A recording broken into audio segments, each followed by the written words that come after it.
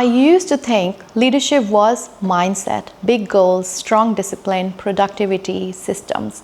Then I realized I wasn't leading my life.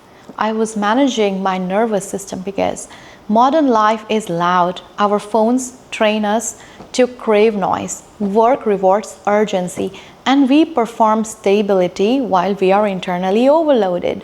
So here is my belief. The next leadership advantage is nervous system regulation, and Vipassana gave me a method to train it. In silence, I learned something simple. You can observe discomfort without collapsing. You can notice a reaction without becoming it. You can feel intensity without losing yourself. And that's not a spiritual jargon, that's practical leadership. WarriorX was born from that insight.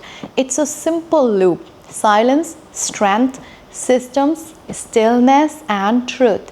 And the reason it matters is very simple. If your nervous system is overloaded, no planner will save you.